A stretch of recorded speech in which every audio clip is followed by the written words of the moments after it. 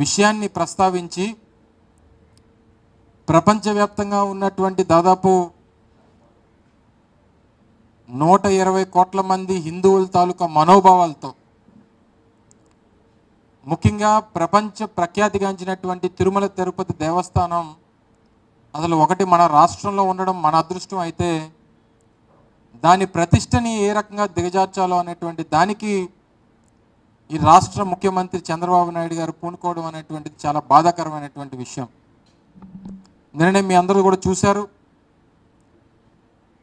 YSR Congress party గౌరవ అధ్యక్షులు జగన్మోహన్ రెడ్డి గారు పిలుపు మేరకు రాష్ట్ర వ్యాప్తంగా నిన్న పార్టీ శ్రేణులందరూ కూడా పెద్ద ఎత్తున కార్యక్రమాలు చేసి రాష్ట్ర వ్యాప్తంగా ఉన్నటువంటి అన్ని నియోజకవర్గ కేంద్రాల్లో కూడా వెంకటేశ్వర స్వామి దేవాలయాలకు వెళ్ళి పూజలు నిర్వహించి ఈ రాష్ట్ర ముఖ్యమంత్రి చేసినటువంటి తప్పుని ముఖ్యంగా ఆయన్ని ఏ రకంగా వెంకటేశ్వర స్వామిని రాజకీయాల కోసం వాడుకున్నాడో మళ్ళీ అటువంటి తప్పు జరగకుండా ఆయనకు బుద్ధిని ప్రసాదించమని చెప్పి కోరినటువంటి సందర్భాలు కూడా మీ అందరూ కూడా నిన్న చూశారు. అయితే దీని మీద చాలామందికి ఏదో ఈ రాష్ట్రంలోనో ఈ రాష్ట్ర ప్రజలకు సంబంధించినటువంటి వ్యవహారం కాదు, దేశవ్యాప్తంగా ఉన్నటువంటి ప్రజలు, ప్రపంచవ్యాప్తంగా ఉన్నటువంటి భక్తులు దీని మీద అనేక రకాలైనటువంటి అనుమానాలతో ఉన్నటువంటి సందర్భంలో మా అధ్యక్షులు వారు జగన్మోహన్ రెడ్డి గారు కానీ పార్టీ కానీ ఒకటి కోరుతా ఉన్నాం. ఈ వ్యవహారం ఎప్పుడైతే ఆయన ఈ రాష్ట్ర ముఖ్యమంత్రి మొదలుపెట్టారో దాన్ని తిరిగి తీసుకొని వచ్చి జగన్మోహన్ రెడ్డి గారి మీద రుద్దాలన్నటువంటి ప్రయత్నం చేశారో, ఆయన చేసినటువంటి తప్పు, ముఖ్యమంత్రి చేసినటువంటి తప్పు ఎప్పుడైతే ఆయన దొరికిపోయాడో అప్పటి నుంచి పూర్తిగా దీన్ని రాజకీయం చేయాలనేటువంటి ప్రయత్నం చేస్తూ ఉన్నాడు. వాస్తవానికి అసలు ఈ రాష్ట్రంలో కుల రాజకీయాన్ని ఈ రాష్ట్రానికి పరిచయం చేసినటువంటి వ్యక్తి చంద్రబాబు నాయుడు గారు. ఇప్పుడు కొత్తగా మత రాజకీయాన్ని రాష్ట్రానికి పరిచయం చేస్తున్నటువంటి సందర్భాలను మనం ఈ సందర్భంగా చూస్తూ ఉన్నాం. సెక్యులర్ దేశంలో ఉన్నాం, ప్రపంచంలోనే అతిపెద్ద ప్రజాస్వామ్యం కలిగినటువంటి దేశంలో ఉన్నాం, అన్ని కులాలు అన్ని మతాలు అన్ని ప్రాంతాలు ఒకటే సమానం అని చెప్పి ఆలోచనలు కలిగినటువంటి దేశంలో ఉన్నాం. కానీ ఈరోజు మత రాజకీయానికి పునాదులు వేసి రాష్ట్రంలో మతాల మధ్య చిచ్చు పెట్టేటువంటి కార్యక్రమం ఏ రకంగా చేస్తూ ఉన్నారో గడిచినటువంటి 10 రోజులుగా మనం చూస్తూ ఉన్నాం. దేనికోసం ఇదంతా అని అడుగుతా ఉన్నాం. ముఖ్యంగా గడిచినటువంటి 100 రోజులుగా వారి తాలూకా ఫెయిల్యూర్స్ని కప్పిపుచ్చుకోవడానికి, ఎన్నికల ముందు ఇచ్చినటువంటి ఏ ఒక్క హామీని నిలబెట్టుకోకపోగా, చెప్పినటువంటి కార్యక్రమాలు ఏమీ చేయకపోగా, నిస్సహాయ స్థితిలో ఏమి చేయాలో తోచనటువంటి పరిస్థితిలో చివరికి దేవుని కూడా రాజకీయాల్లోకి తీసుకొచ్చినటువంటి వ్యక్తి చంద్రబాబు నాయుడు గారు అని చెప్పి సందర్భంగా చెప్పక తప్పదు. ఎన్ని అంశాలండి ప్రభుత్వంలో వారు అధికారంలోకి వచ్చినటువంటి రోజు నుంచి అధికారంలోకి రావడమే ఏ రకంగా రాష్ట్రంలో విధ్వంసం సృష్టించారో మనం చూసాం. రాష్ట్రంలో వైఎస్ఆర్ కాంగ్రెస్ పార్టీకి సంబంధించినటువంటి కార్యకర్తల్ని ఎంతమందిని పొట్టన పెట్టుకున్నారో చూసాం. వినుకొండలో నడి రోడ్డు మీద మా వైఎస్ఆర్ కాంగ్రెస్ పార్టీ కార్యకర్తని అత్యంత అమానుషంగా నరికి చంపినటువంటి విజువల్స్ చూసాం. దాని మీద పెద్ద ఎత్తున ఢిల్లీలో నిరసన కార్యక్రమాన్ని చేపట్టేటువంటి సందర్భాలు మీరు చూశారు. దాదాపు 35 మంది పైచిలకు ప్రాణాలు పట్టున పెట్టుకున్నారు. అనేక రకాలైనటువంటి ఆస్తులు ధ్వంసం చేశారు. బుల్డోజర్లతో మా కార్యకర్తలు మా నాయకులకు సంబంధించినటువంటి ఆస్తుల్ని కొల్లగొట్టేటువంటి కార్యక్రమాన్ని చేశారు. ప్రభుత్వ ఆస్తుల మీదకి వెళ్ళారు. ఒక పక్క విధ్వంసం సృష్టిస్తూ పూర్తిగా లా అండ్ ఆర్డర్ని గాలికి వదిలేసి ఇంతమంది ప్రాణాలు పట్టున పెట్టుకున్నటువంటి ప్రభుత్వం ఈరోజు రాష్ట్రంలో ఉండడం చాలా దురదృష్టకరం.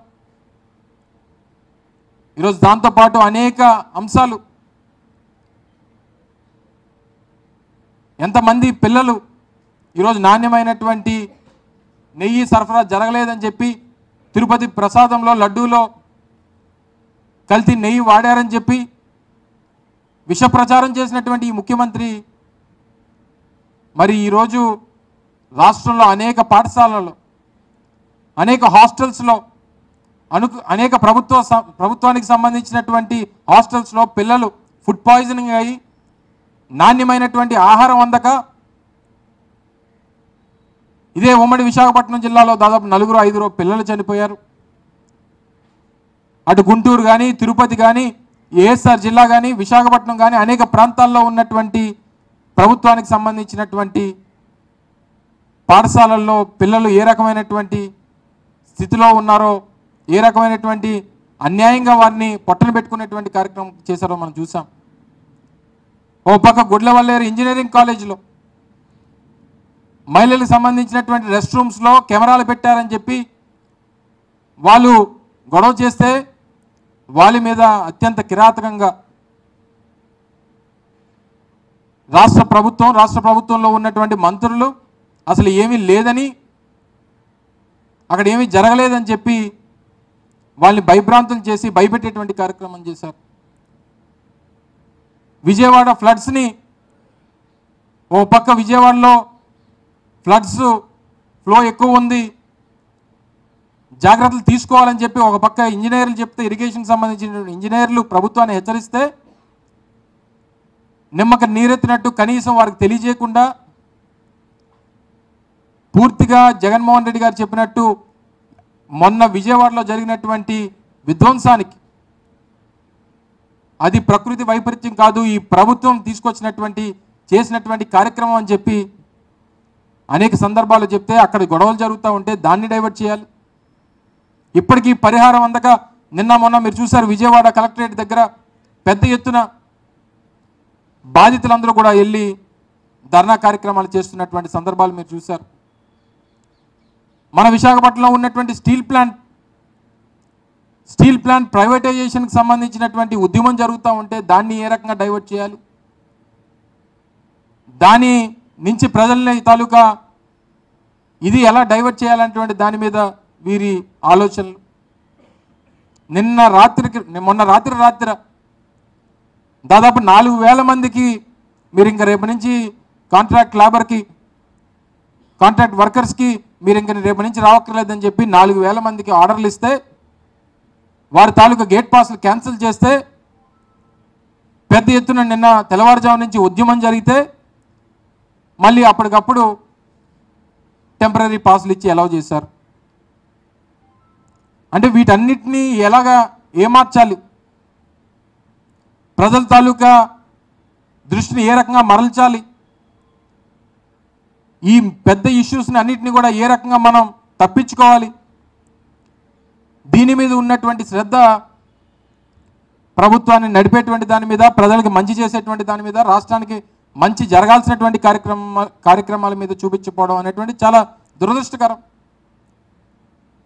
నిన్ననే జరిగినటువంటి కార్యక్రమంలో కూడా మాట్లాడినప్పుడు చెప్పడం జరిగింది,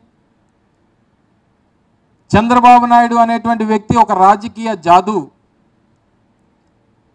ఒక పొలిటికల్ జాదు చంద్రబాబు నాయుడు గారు అనేటువంటి విషయాన్ని ఈ సందర్భంగా తెలియజేస్తా ఉన్నాం. మరొకసారి ఉన్నది లేనట్టుగా, లేనిది ఉన్నట్టుగా సృష్టించి ప్రజల తాలూకా దృష్టిని మరల్చాలి, ప్రజలు ఏదైతే కోరుకుంటున్నారో, ఏదైతే కావాలని చెప్పి కోరుకుంటున్నారో దాని నుంచి ఏ రకంగా ప్రజల తాలూకా దృష్టిని మరల్చాలన్నటువంటి దాంట్లో చాలా ఆరితేరినటువంటి వ్యక్తి చంద్రబాబు నాయుడు గారు. ఈరోజు ఉద్యమం జరుగుతూ ఉంది, స్టీల్ ప్లాంట్కి సంబంధించినటువంటి ప్రైవేటైజేషన్ ఇష్యూ మీద, కాంట్రాక్ట్ కార్మికుల్ని తీసేశారనేటువంటి దాని మీద ఉద్యమం జరుగుతూ ఉంది. పర్మనెంట్ ఎంప్లాయీస్కి సంబంధించి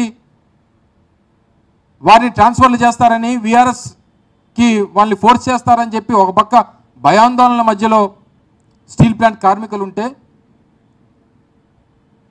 మొన్న స్థానిక శాసనసభ్యులు, స్థానిక పార్లమెంట్ సభ్యులు వచ్చి అంటారు అవసరమైతే మేము రాజీనామా చేస్తామని చెప్పని అంటారు. నిన్న ముఖ్యమంత్రి గారి అబ్బాయి వచ్చారు, వారు మాట్లాడుతూ ప్రైవేటైజ్ కాదు అని చెప్పని ఆయన అంటాడు. వారికి సంబంధించినటువంటి శాసనసభ్యులు, పార్లమెంట్ సభ్యులు మేము అవసరం అయితే ఒకవేళ ప్రైవేటైజ్ అయితే మేము రాజీనామాలు చేస్తామని చెప్పండి. మీ రాజీనామాలతో అవసరం లేదు.